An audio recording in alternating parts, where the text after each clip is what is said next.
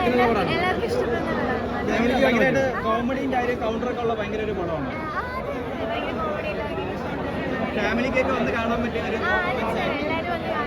എങ്ങനെ കോമഡിയൊക്കെ ഭയങ്കര double meaning ആണോ അതോ നമുക്ക്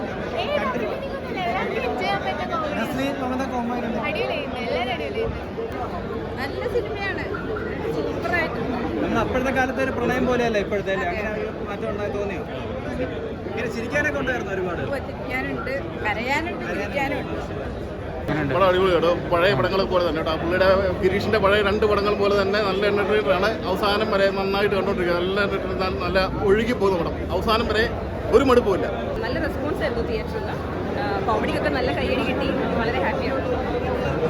മമിത നസ്ലിൻ ജോഡി തമ്മിൽ അടിപൊളിയായിട്ടുണ്ട്, വളരെ അടിപൊളി. സംവിധാനമൊക്കെ ഉണ്ട്, ഗിരീഷിയുടെ സംവിധാനം. അയ്യോ, എൻ്റെ ഹസ്ബൻഡിനെ കുറിച്ച് ഞാൻ എന്ത് പറയാനാ, നന്നായിട്ടുണ്ട്, അടിപൊളിയായിട്ടുണ്ട്. പ്രേക്ഷകരുടെയൊക്കെ റിയാക്ഷൻ എങ്ങനെയായിരുന്നു? നല്ല അടിപൊളി റെസ്പോൺസ് ആയിരുന്നു. ആൾക്കാരൊക്കെ നല്ല ചിരിയും കോമഡിക്കൊക്കെ നല്ല കയ്യടിയായിരുന്നു. അപ്പം നമ്മൾ ഹാപ്പി. റൈറ്റർ കിരണേട്ടനാണ്, കിരൺ ജോസി. കിരണേട്ടൻ ഇതിൻ്റെ പ്രേമലോൻ്റെ കോ റൈറ്ററും കൂടിയാണ്. അപ്പം അങ്ങനെ ഇതിലോട്ട് എത്തിയതിൽ ഒരുപാട് സന്തോഷം. ഒട്ടും പ്രതീക്ഷിച്ചിരുന്നില്ല.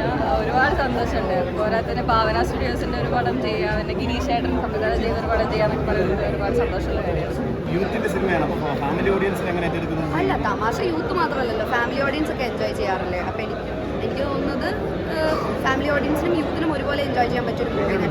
ഇവരുടെ കൂടെ ആയതുകൊണ്ട് ഭയങ്കര കംഫർട്ടബിൾ ആയിരുന്നു. നസ്ലിനാണെങ്കിൽ നസ്ലിൻ്റെ കൂടെ മൂന്നാമത്തെ ഫിലിമാണ്.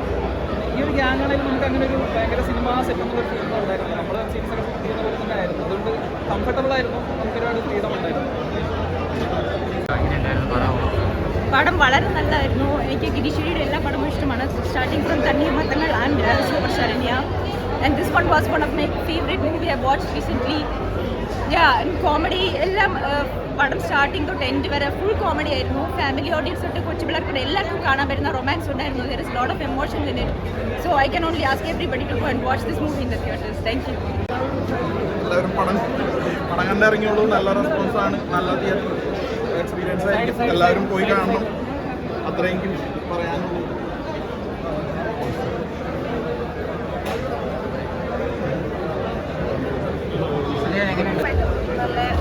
നല്ല മൊമെന്റ്സിലായിട്ടുള്ള കുറേ ഫണി മൊമെന്റ്സും ഒക്കെ റിലേറ്റ് ചെയ്യാൻ പറ്റുന്ന കുറേ കാര്യങ്ങളൊക്കെ ഉണ്ട്. നമ്മൾ നോർമൽ ആൾക്കാർക്കെല്ലാം റിലേറ്റ് ചെയ്യാൻ പറ്റുന്ന കുറേ നല്ല സീൻസൊക്കെ ഉണ്ട്.